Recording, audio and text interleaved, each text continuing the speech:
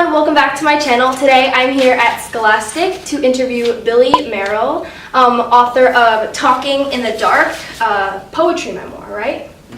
And we're here to talk about his writing career and basically how the Scholastic Art and Writing Awards have impacted his career. And before I get into the questions, I just want to do information about the awards itself. So the awards is basically kind of creates opportunities for students to submit their work, whether it be writing or art, and kind of show it to a national audience and get a chance to be published and win some pretty cool scholarships. All information about the awards and how you can enter and the deadlines, because the submissions have opened, but if you would like to enter, it varies. The deadlines vary by region, I believe. So everything will be linked down below, but yeah, just check that out if you're interested. And here today we have an alum or previous winner of the awards, and he's here to talk about writing. So yeah, just stay tuned. All right, so let's get into the questions. So the Scholastic Art and Writing Awards does not limit students to what content they choose to submit. For some, this is a relief, but to others, this makes coming up with an idea that much harder. So what are your tips for finding what topic to write about, or finding your voice? Sure. Well, maybe I'll start with the voice question. Yeah. Because I think that's the more challenging Definitely. one. Somebody told me when I was in high school to, instead of thinking about voice, think about reader, and pick a specific person that you want to communicate with, whether it's a specific teacher or a sibling or a parent or your enemy or the freshman that you related to your senior year that looked so scared when they first walked in. And if you connect with your writing with one specific person, chances are a whole bunch of other people are also going to feel that connection. And if you don't focus who you're talking to, if you don't know who you're talking to, then you might be a little more scattershot in how you approach the writing. Yeah. So that's one way. I think it's entirely natural that writers of all ages, of all levels of publishing, it feels more comfortable always to write with an assignment. Because built into an assignment is some sort of litmus test for if you've written it successfully or not. Did you meet the criteria of the assignment, And I think people lean on that as a way to feel confident when realistically better writing comes out of a very genuine, vulnerable place that's not about comfort, that's instead about forgetting, if you're able to, what makes good writing in the moment. I like to think of it similar to dance or to music, where people spend a lot of time learning the right steps, forcing their bodies into, very difficult, athletic positions, trying to make it look graceful. But then the day of the performance, they're told, forget the steps. You hear that famously. And then they pour their heart through the music and perform. The difference for a writer is that they have the luxury of not doing it in front of a live audience. You put that vulnerability out there, and then if it didn't work out, you don't publish it, and then it stays private. Yeah, one of the great things about the awards is that you have free range over what you write, and it's I guess that would make it hard for some people, but at the same time, it just gives them so much more voice. Yeah, definitely. Yeah, no, it's true. I mean, I'm thinking back, and I hadn't thought about this until your question, but the piece that I wrote that was awarded in high school was very much unlike anything else that I was writing. I was always doing the assignment poems like most people would. Exactly. And then I did a study abroad program the summer before my senior year. I came back to school feeling suddenly like an adult. I had so much to say, and yet I was still, also nostalgically, a teenager, and felt like I was living two kind of worlds. And it was the first time that I didn't know I had something to say, but it was the first time that I just poured my heart out, not as an assignment, as this is me riding that weird line between youth and adulthood and maturity, and I don't want to lose Exactly. You know, I don't want to lose my childhood. You don't feel like a child. And because like you're really open with it, people kind of, I guess, like yeah, I mean that's the one that won. I turned in a you know Yeah. when you turn in, you don't only turn in one thing, and that's what they gravitated toward, and it makes complete sense to me in retrospect why. Yeah. Because it was a live wire piece while everything else was practice. You know. That's definitely an interesting perspective on, finding your own voice. Second question. So the awards are an exceptional and life-changing honor to the awarded students. As a past participant and alum, how has the award specifically influenced your writing career and at such a young age? Sure. I mean, I feel like the weird magic unicorn when I talk about how much I love the Scholastic Art Writing Awards because it traceably led to my first book. And that's not the normal story. And either for your audience or for you in writing it up later, there's a much more involved version of how it all went down on the Scholastic thisispush.com website for them. But pretty much I won an award in high school, not even the big one, but like one of the gold awards. And then at the time it was the highlight of my high school, writing life. And then 2 years later, when I was still studying writing at the University of Florida, I got a letter from David Levithan, who is also a famous writer, but at the time he hadn't published any of those things. And he told me that my poem was selected to be part of an anthology. It may have had several cents. But the way he worded it in the letter was, "You have been selected to be represented in this anthology. Do you give us the permission?" And I was like, "Well, yes, I want to be in bookstores. That's awesome." You see those emails. But as a kind of, over-eager or perfectly eager young writer, I knew that my college writing was hopefully better than my high school writing. So I wrote back to him saying, "Yes, obviously, but you said I've been selected, not the poem. Can I swap it out for a better poem that I've written since?" And he's like, "Well, no, this is the poem we want, but feel free to send me more work." And then that turned into a few rounds of sending him work. The first of which, to get back to the assignment question, I sent him college assignment type poems that were about mythology and the kind of stuff that makes you feel like a mature writer. Yeah. And he was like, "Well, these don't have the voice that drew us in with the other poem. Do you have anything more personal?" And I was like, my teachers I'm not used to my teachers wanting personal poems, but for every poem that I wrote for an assignment, had 5 poems that I was writing about breakups and friendship drama and all that. And I sent him some of those, and that led to an internship and eventually to my first book. So, for the audience, don't be afraid to write about what you want to write about, or anything that's, I guess, personal. No, I think in the moment it's very important to not think about how people are going to react to it. No, exactly. I mean, we are often our own worst enemies. Judges, yeah, exactly. And I am a big believer in letting go in the moment. Practice is one thing, but when you're a musician on the stage or that dancer, it's all about forgetting your training, not thinking what is going to make it good or not. Sometimes that means letting go of grammar and whatever, and revising that back in, and just seeing what happens when you communicate through the art you love. All right.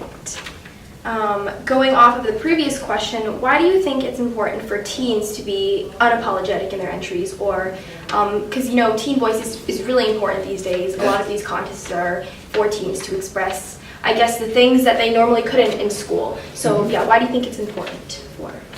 Well, I mean, for all the same reasons that we're talking about a genuine voice.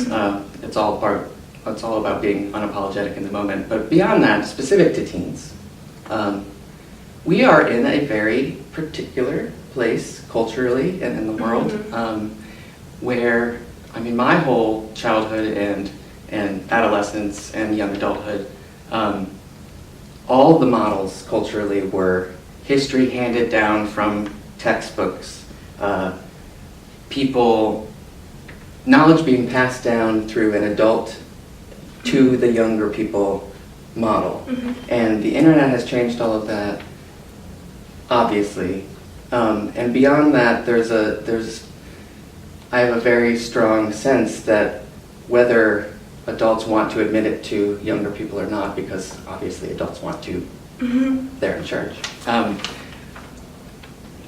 We are very much taking the cues from the people that are inheriting the world we live in.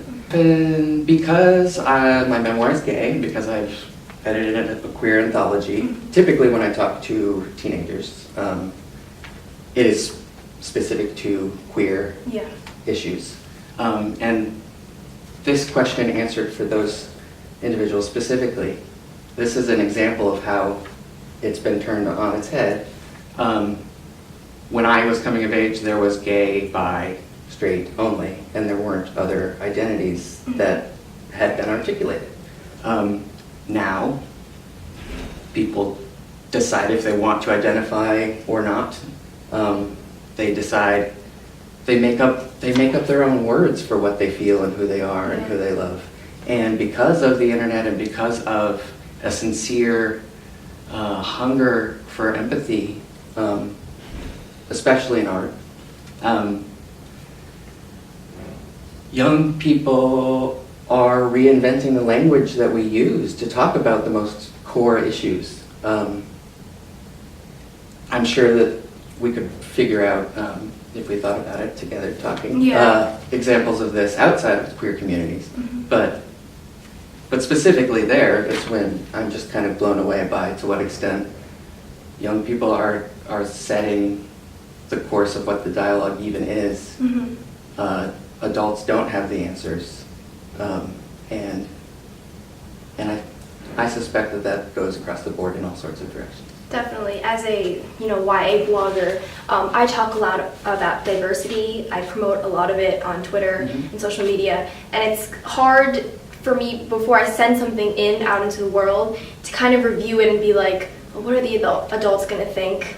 Am I going to sound like them? Am I going to actually, is it going to resonate with people? Are people going to actually listen to me? So it's definitely a huge thing, and that's why the awards, it just celebrates teen voices, which is something that I guess gives teens power, and it makes them feel so powerful. Yeah.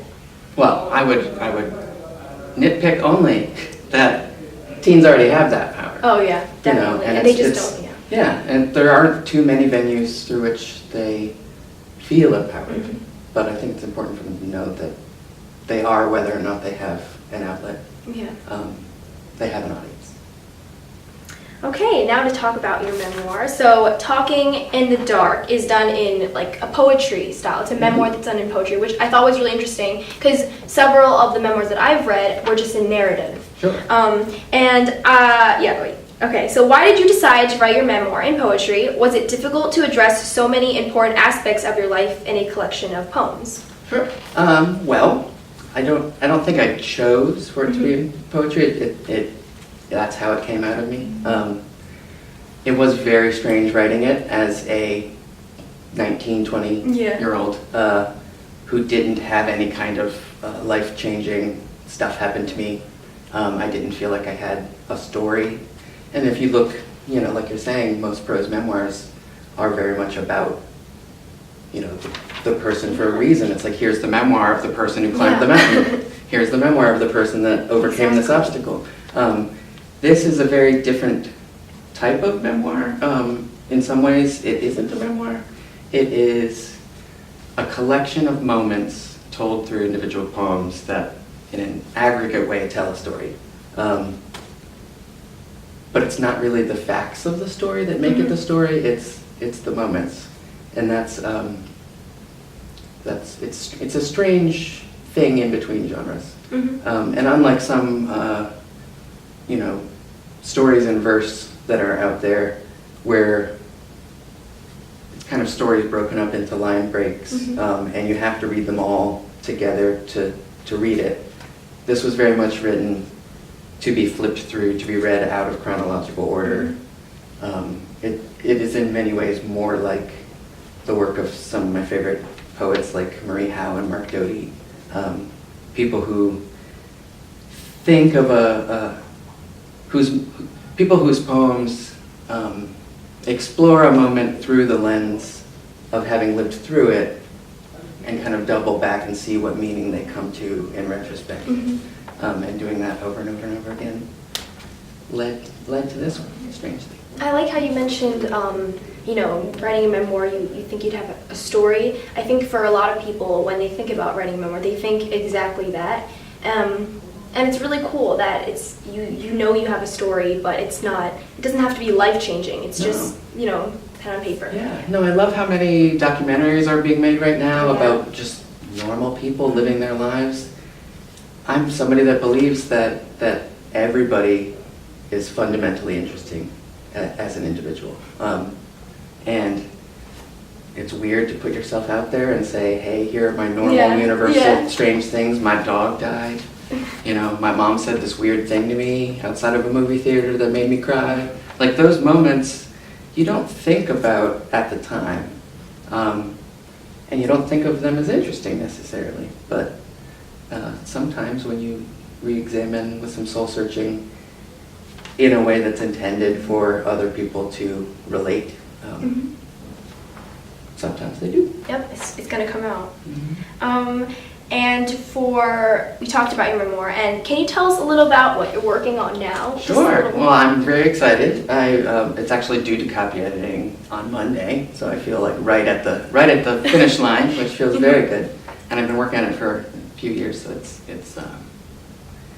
dear to me. It is another poetry book, but this one's a poetry novel. It is similarly written in standalone poems that tell a story if you read all of them. This one I think does need to be read more in order. But it is a love story, a love triangle really, among three teenagers. It is, the crux of it, I wanted to tell a how they stay together story as opposed to how they met story. And then it kind of took on a life of its own. So in the beginning it's about two gay teenage boys who one of them's ready to have sex and the other one doesn't feel ready, and that leads to some drama. And I don't want to spoil No, things. it's okay. But I do think it's important in terms of understanding what it is that the character that's not ready for sex eventually realizes that he identifies as asexual. And so there's a lot of exploring asexuality as a valid identity. And the third of the love triangle is a non-binary teen that doesn't see themselves as having a gender. And all of that is part of it, but really it's about friendship and love and how to recognize the difference between romantic love and friendship. I was just like, I realized like the community that I talk to, the book community, we're really, I guess, going towards the direction of modern poetry these days. I just realized that I bought a book the other day and I didn't realize that it was a poetry book, but I bought it because the entire community was talking about it. And I picked it up and I flipped through it, and it's kind of like your memoir. It's just like taking small poems and kind of reading them when you want to. Having that moment where you can just pick up something, read it, and it has such a great impact on you. So I felt really cool when I got that book too, because I'm dying to know what book it is. Milk and Honey. Oh yeah. Great. So I haven't read it yet. I do have it. I didn't know it was a poetry book, and it's really great how you're influenced by this community just to pick stuff up, but it having a greater impact than you thought it would. Yeah. No, I mean, when I started in publishing, I was offered the ability to publish this, but I didn't think of myself as writing for a younger audience. And then I went to Columbia to study and get my MFA, and I did all the kind of adult poetry things. Worked at a poetry nonprofit, Academy of American Poets on Poets.org for 7 years, I think. And I learned along the way to what extent my heart was really in writing for younger people, in part because teens don't care about genre in the way that adults seem to want to categorize everything. And I love how many hybrid kind of poetry, Yeah. kind of not. I love People making up their own thing. Yeah, exactly. And there are many fine examples of poets that are doing that. Definitely. So more to like the I had some like extra time questions, which I thought would be, I guess, interesting because, you know, if anyone wanted to enter the Scholastic Art and Writing Awards, the most common problem that most aspiring authors have is meeting deadlines and getting through the first draft. Sure. So what would you say to someone who was halfway into their piece but didn't think it was worth finishing anymore? Sure. Well, I mean, I kind of want to answer this in a million ways, and I know there's not time to. I mean, on some level, I want to say you just got to buck up and do it, but I don't think that's the best answer. Honestly, the vast majority of writers that I know, it takes starting a thing, seeing if it feels like a live wire, see if it feels like it has a life of its own. And a lot of people, 3 chapters into a novel, decide that it's not alive. And I would hate to give anybody, advice to stick with that against their gut. Yeah. That said, writers are their own worst enemies often. It is very easy to blame writer's block. It's very easy to say you don't have time. Can't tell you how many times I've gone to coffee on a Friday with a friend who wants to tell me about how hard it is to finish their novel. And then on Monday, they'll post something on Facebook about having watched Stranger Things all weekend for the second time. Yep. And it's like, priorities, man, you know? But more than that, I think any writer who has found an actual serious block, and I know I have, and I'm sure most people that take it seriously have, I think if they did real soul searching, they would find that what is really stopping you? Is it that you're afraid of the reaction it's going to have? Are you afraid that it's not turning out the way you envisioned it, and therefore something must be wrong? Sometimes it's because, oh, well, I don't know what the characters would actually do now. And more often than not, if you just kind of look backward within what you've written, there's probably something in there that didn't have emotional truth. And it was a misstep that led to you not feeling like it's right anymore. There are so many ways to self-diagnose, but I really think it's about being honest with yourself about what is stopping you. And for a lot of people, it's that their parents are going to end up reading it, or if I finish this must be my submission, and then everything hangs on it. And you can't stop yourself for those reasons. But sometimes you get to a point deep within writing when it doesn't compel you to write it anymore, and that's worth listening to also, because if it's not compelling to write, how is it going to be compelling to read? When things flow out of me in a way that feels like it's working, I know it. And I don't know that everyone does, but I do. And so when I get to a point in something where it feels false, feels untrue on a core human level, or it just doesn't feel right in a way that I know is not me making excuses, but it's not right now. I'll take a step away. I'll read writing that I know I love. And 9 times out of 10, 2 poems into reading, having thought I was giving up on a thing, I'll run back to my computer and be like, I'm back. That was literally me. Just like random, you have to when you have ideas, you just have to write them in your phone, or just write them on paper, and then save them. Yes. It's like, but yeah, I love talking to you just about writing advice, because it just reminds me of how much I used to write, and it's kind of getting me back into it. So possibly last question, what is some of the best writing advice you've ever received? As weird as it is, or any habits, or? I mean, I've gotten a lot of advice over the years. I most recently, the thing that struck me the most, and it's something I heard over and over and over again, is that there's no one way to write. There's no one way to be a writer professionally, and there's no one way to do it correctly. People are strangely superstitious. You know, they have their talismanic way of doing things. Some people write first thing in the morning. Some people write way late at night when their family has gone to bed, and everything in between. Some people can't write for longer than 10 minutes, and some people won't even try unless they have the whole day blocked up. And all of those approaches are valid, and all of those approaches are personal to the people that have found their own way to do it through trial and error. There was a lot of talk within the YA community. Every time I go to a conference kind of thing, they're always talking about like, well, do you outline? Do you not outline? That's what everyone wants. As if there's a correct answer. And it is always fascinating as somebody who wants to see under the hood of a machine, you know. This writer does this, so if I want to write like them, I want to do that. And, you know, I think everyone should try, you know, every way of writing and see what works. A lot of people find it very empowering that are complete, like, award-winning, top-notch writers who fill out like a 10-page outline that micro says everything that's going to happen, and then they fill it in, like sentences between sentences and then sentences between sentences until it's a full novel.